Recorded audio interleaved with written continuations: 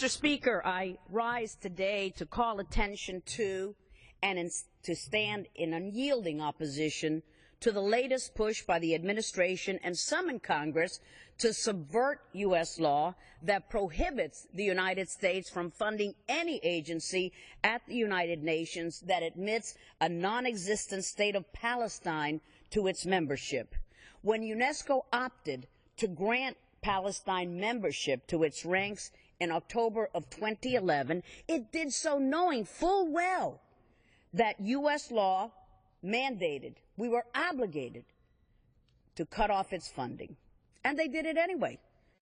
However, now the Obama administration is making a full-out push to not only restore funding to UNESCO, which will cost the U.S. taxpayer nearly $80 million a year. If you're listening there, think of $80 million of your hard-earned taxpayer dollars going to this UN institution, but also not only $80 million this year, but to pay nearly $250 million that we owe in arrears because the administration decided to remain in UNESCO. We could have opted to pull out of that disgraceful body and not have any late fees, but now it's $80 million to get in and $250 million for the late fees. Remember, this is the same UN that allows to sit on its Human Rights Committee regimes such as Cuba, China, Venezuela, and Syria. Yes, Syria, where the Assad regime has been responsible for the deaths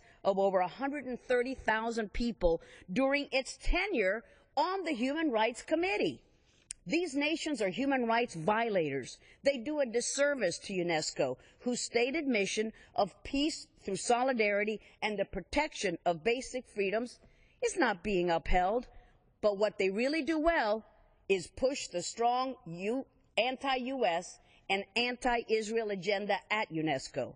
And let's be honest, that is why they remain in their positions. Mr. Speaker, we must not equivocate. We must not mince words. We will not sit blithely by while some try to circumvent or undermine these laws to once again fund UNESCO. No.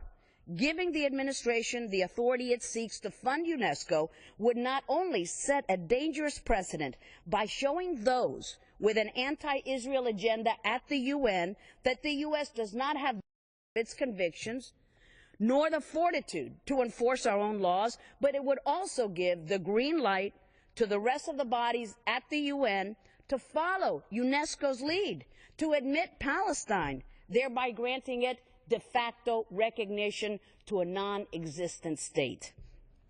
This is a way for the PLO and its collaborators at the UN to use that body to gain statehood without having to first come to an agreement with Israel over the conflict. A vote to fund UNESCO in this body is a vote to undermine the peace process and any hope of resolving this issue.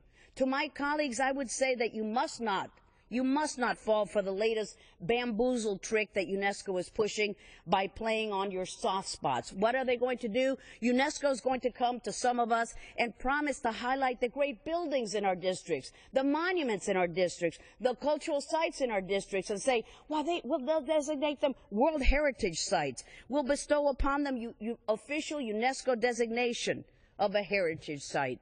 Just how gullible does UNESCO think members of Congress are? I think we will soon see.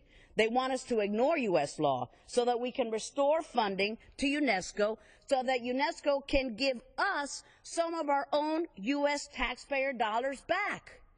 I implore my colleagues, please don't do this. Stand up for American principles. Stand up for U.S. law. Don't waste the hard-earned dollars of your constituents on an anti-American institution. UNESCO knew what fate awaited it when it admitted Palestine. And now it must reap what it sowed, or it must reverse its decision. It's easy.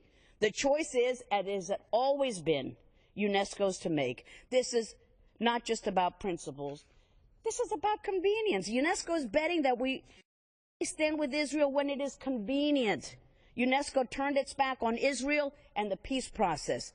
All UNESCO wants is our cash. our constituents' cash, and then it will continue to pursue its anti-U.S., anti-Israel agenda.